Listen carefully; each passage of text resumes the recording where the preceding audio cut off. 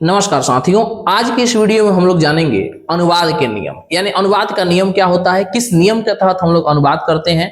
बहुत सारे विद्यार्थी होते हैं जिनको अनुवाद करने में काफी घबराहट होती है, वो लोग डर जाते हैं, वो लोग संस्कृत में अनुवाद नहीं कर पाते हैं, संस्कृत का नाम सुनते ही घबराने लगते हैं। तो मेरे प्यारे विद्यार्थियों, मेरे प्यारे दोस्तों, आपको बिल्कुल घबराने की जरूरत नहीं है, क्योंकि मैं आपके लिए लेकर के आया हूं एक बेहतरीन कोर्स जो कि आपको बिल्कुल जीरो लेवल से, बेसिक से आपको जो है अपर लेवल तक, हाई लेवल तक जो है संस्कृत सिखाने का काम इस वीडियो के माध्यम से किया जाएगा। यदि आप हमारे साथ कंटिन्यू आप जुड़े रहे तो आपको समझ लीजिए कि संस्कृत से किसी भी प्रकार की कोई भी दिक्कत नहीं होगी। यदि आप संस्कृत को समझने वाले व्यक्ति हैं, संस्कृत को समझने वाले, जानने वाले विद्यार्थी हैं, तो आप यदि हमारे वीडियो के अंत तक बने रहते हैं और साथ ही साथ हमारे वीडियो से हमेशा आप जुड़े रहते हैं, तो मैं उम्मीद करता हूं कि आपको संस्कृत में किसी भी प्रकार की कोई भी समस्याएं बिल्कुल नहीं आएगी। तो चलिए अभी हम अनुवाद का नियम जानेंगे कि अनुवाद का नियम क्या होता है तथा उसको हम लोग जानेंगे और समझेंगे। तो देखिए, अनुवाद का नियम कहता है माय डियर स्टूडेंट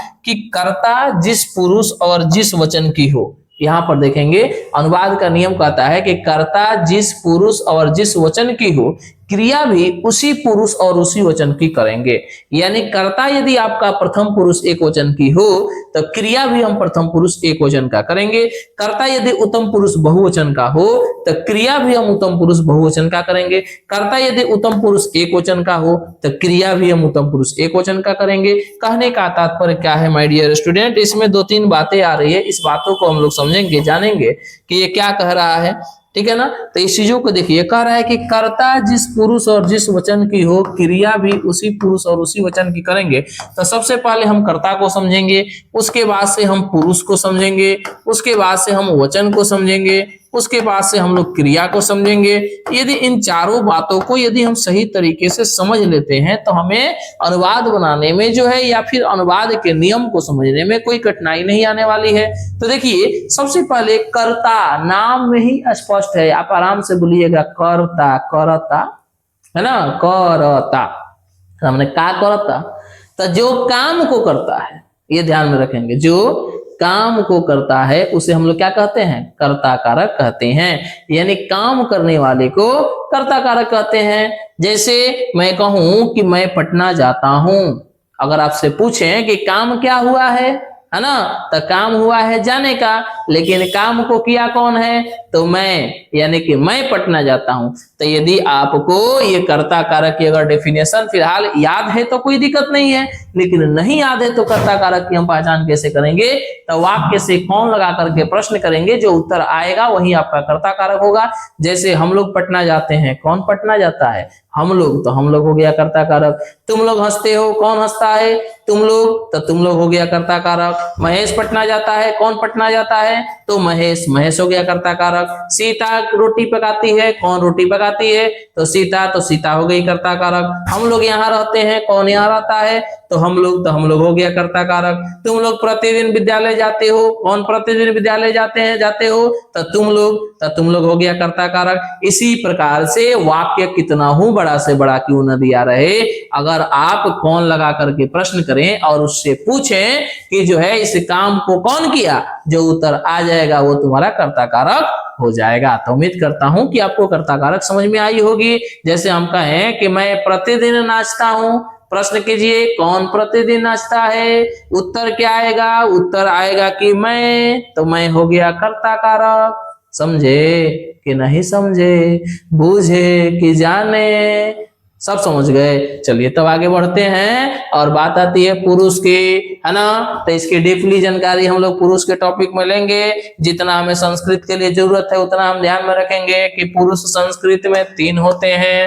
वो होता है आपका प्रथम पुरुष, उसके बाद से आपका आता है मध्यम पुरुष, उसके बाद से आपका आता है उत्तम पुरुष, ये ध्यान में रखेंगे। उसके बाद से वचन की बात होती है, वचन संस्कृत में तीन होते हैं, एक वचन होते हैं, द्विवचन होते हैं और बहुवचन होते हैं, ये ध्यान में रखिए। उसके बाद से बात आती है क्रिया की, इसको हम लोग समझेंगे क्रिया क्या होता है। तो क्रिया यानी कि किसी भी वाक्य में काम का करना या होना वो क्रिया कहलाता है। जैसे कि अगर हम कहें कि मैं पटना जाता हूं, अगर आपसे प्रश्न पूछा गया कि काम क्या हुआ है, तो काम आया कि जाने का काम हुआ है, तो जाना क्रिया हो गया। तुम लोग हंसते हो, काम क्या हुआ, तो हंसने का, हंसना क्रिया हो गया। हम लोग प्रतिदिन विद्यालय जाते हैं, काम क्या हुआ, जाने का, तो जाना क्रिया हो गया। वह हमेशा यहाँ रहती है, काम क्या हुआ, रहने का, तो रहना क्रिया हो गया। इसी प्रकार से वाक्य कितना हो बड़ा से बड़ा क्यों न दिया रहे, यदि आप उस वाक्य से प्रश्न करेंगे कि काम क्या हुआ है, और जो जवाब आएगा वो आपका जो है क्रिया होता है। या फिर आप ऐसे भी देखेंगे कि जितना क्रिया होता है ना, उस सबके अंत में ना जरूर होता है। जैसे पढ़ना, लिखना, उठना, चलना, हंसना, नाचना, गाना, रोना, दौड़ना, कूदना, सबके अंत में ना आ रहा है। तो अक्सर ऐसा कह दिया जाता है कि जिसके अंत में ना देखिए वह क्रिया है। लेकिन ये बात 100% परफेक्ट नहीं है, बिल्कुल सही नहीं है। क्यों सही नहीं है? ये जरूरी नहीं है कि हर शब्द के अंत में ना आए उसे क्रिया ही कहेंगे, लेकिन ये बात जरूरी रहता है कि जितना क्रिया रहता है उस सब के अंत में ना जरूर आता है। लेकिन ये कतई जरूरी नहीं है कि हर शब्द के अंत में ना आए उसे हम क्रिया ही कहेंगे। जैसे एग्जाम्पल के तौर पर देखिए, पटना, इसके अंत में ना है कि नहीं है ना? तो क्या ये पटना क्रिया है? अगर हम कहें कि यह पटना शहर है, काम क्या हुआ है? कोई जवाब आया? नहीं आया। तो जब नहीं आया तो ये क्रिया नहीं है, यह तो तुम्हारा एक नाम है, और नाम कहाँ का? जगह का नाम है। तो यानी कि ये संज्ञा हो गया, यानी संज्ञा पद हो गया, संज्ञा शब्द हो गया। उसी प्रकार से हम कहें लुधियाना, क्या हो गया जी? लुधियाना। तो इसके अंत में भी तो ना आ रहा है, तो क्या ये क्रिया है? बिल्कुल नहीं है, क्योंकि ये भी एक शहर का नाम है। उसके बाद से हम कहें कि अपना, इसके अंत में ना है, तो क्या ये क्रिया है? बिल्कुल नहीं है, ये तुम्हारा सर्वनाम शब्द है। क्योंकि क्रिया की पहचान करने के लिए पहले ही हम आपको बताए हैं कि वाक्य से पूछेंगे काम क्या हुआ। अगर हम कहें कि यह मेरा अपना भाई है, आप प्रश्न कीजिए काम क्या हुआ है, कोई जवाब आ रहा है? बिल्कुल नहीं आएगा। तो जब जवाबे नहीं आ रहा है, कोई एक्शन नहीं हुआ, तो फिर ये क्रिया कहां से हो गया? तो ये बात साबित होता है कि हर शब्द के अंत में ना आए उसे क्रिया कहेंगे, ये कतई जरूरी नहीं है। अब जैसे देख लीजिए, लगन का दिन चल रहा है, तो आप देखेंगे टेंट समियाना के पास आप जेबे करते हैं, खैबे करते हैं। तो यहाँ पर देख लीजिए है समियाना, इसके अंत में भी ना है, इसके अंत में ना है, तो क्या ये क्रिया कह देंगे इसको? तो ये क्रिया नहीं है, यह एक वस्तु का नाम है। तो इसलिए ये बात बिल्कुल साबित होता है कि हर शब्द के अंत में ना आए ये उसे क्रिया कहेंगे, ये कतई जरूरी नहीं है ना? तो ये ध्यान में रखेंगे। अब आते हैं हम लोग अपने मेन टॉपिक पर। तो जैसे कह रहा है कि कर्ता जिस पुरुष और जिस वचन की हो, क्रिया भी उसी पुरुष और उसी वचन की होगी। ये जितना सब आपके दिए गए हैं सब ये कर्ता है। स, तौ, ते, तवम, युवाम, युयम, अहम, अवाम, उयम। और इस सब का हिंदी अर्थ भी जानना जरूरी है, क्योंकि हिंदी अर्थ नहीं जानिएगा तो फिर आपको पता नहीं चलेगा कि कौन किसका क्या अर्थ होता है, फिर आप अनुवाद नहीं कर पाइएगा। तो देखिए, इसका सह का मतलब होता है वह, जो कि यहाँ पर लिखा जा चुका है पहले से आपकी सुविधा के लिए। तौ का मतलब होता है वे दोनों। त्वम का मतलब होता है, ते का मतलब होता है वे लोग। त्वम का मतलब होता है तुम। युवाम का मतलब होता है तुम दोनों। युयम का मतलब होता है तुम लोग। अहम का मतलब होता है मैं। अवाम का मतलब होता है हम दोनों। और वयम का मतलब होता है हम लोग। ये चीजें आपको याद रहनी चाहिए, क्योंकि अनुवाद की सुविधा के लिए इस सबका हिंदी अर्थ आपको पता होना चाहिए, तब ना पता चलेगा कि किसमें क्या, किस हिसाब से किसको आपको लगाना है। अब चलिए, इसके बाद से हम लोग शुरुआत करते हैं लट लकार का, यानी कि वर्तमान काल का। तो जब भी हम लोग वर्तमान काल बनाने के लिए जाते हैं तो देखेंगे इस वाक्य के अंत में है, हूं और हो आएगा, वह वर्तमान काल का वाक्य है। जैसे मैं पढ़ता हूँ, वे लोग हंसते हैं, वे लोग खेलते हैं, तुम लोग यहाँ आते हो, महेश पटना जाता है, वे लोग वहां नहीं पढ़ते हैं। इस प्रकार के वाक्य है तो वो वर्तमान काल का होता है। ठीक है ना? तो जब भी हम लोग वर्तमान काल में वाक्य बनाने जाते हैं, चाहे किसी भी काल में वाक्य बनाने जाते हैं, तो हमको धातु रूप की जरूरत पड़ती है। है ना।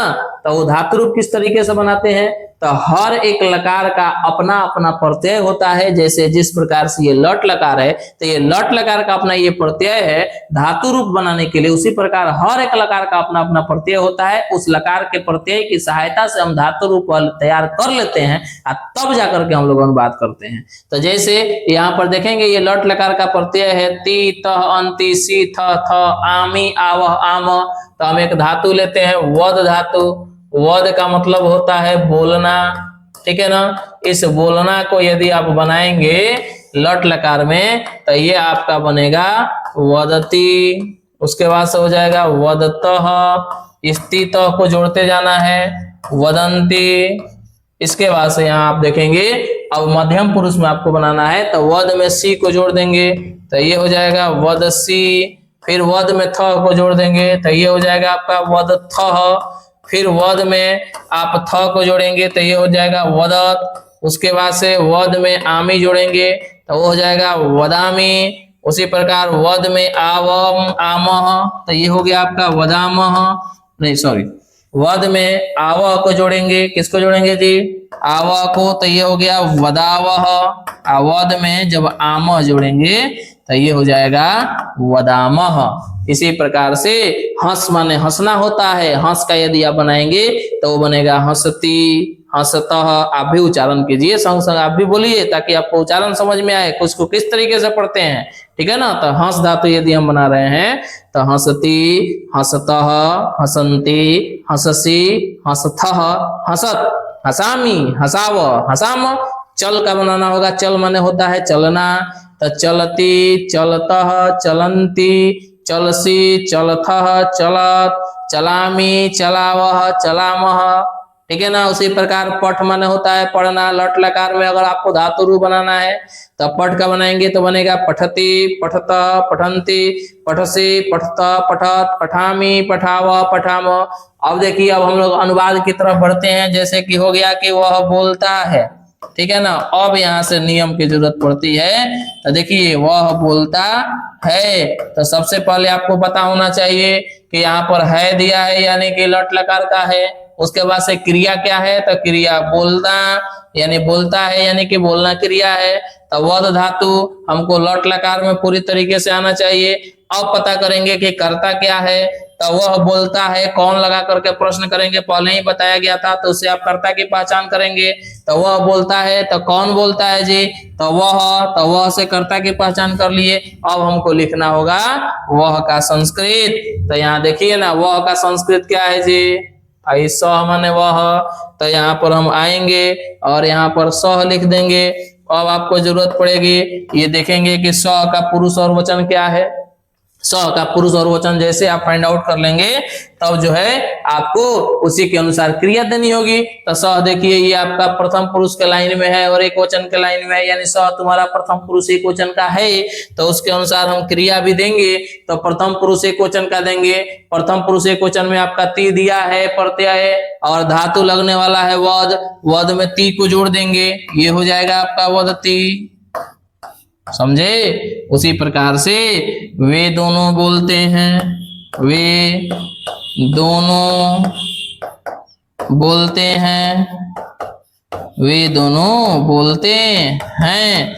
इसको यदि आपको बनाना होगा तो किस प्रकार से बनाएंगे, तो वे दोनों का होता है तो आप बोलते हैं यानी कि तुम्हारा तो प्रथम पुरुष द्विवचन का है, तो हम क्रिया भी जो है धातु रूप बनाएंगे तो प्रथम पुरुष द्विवचन का बनाएंगे तो ये हो जाएगा तौ वदतः, ठीक है। उम्मीद करता हूं कि ये चीजें आपको समझ में आई होगी। मिलते हैं नेक्स्ट वीडियो में। अगर आप सभी हमको फेसबुक पर देख रहे हो तो हमारे फेसबुक चैनल को फॉलो करें या फेसबुक पेज को फॉलो करें, और अगर हमें यूट्यूब पर देख रहे हो तो हमारे यूट्यूब चैनल को फॉलो जरूर करें, सब्सक्राइब जरूर करें तथा वीडियो को लाइक करें और अपने दोस्तों के पास शेयर जरूर करें ताकि आपके दोस्त भी इस वीडियो का लाभ उठा सकें। Thank you, thanks for watching my video.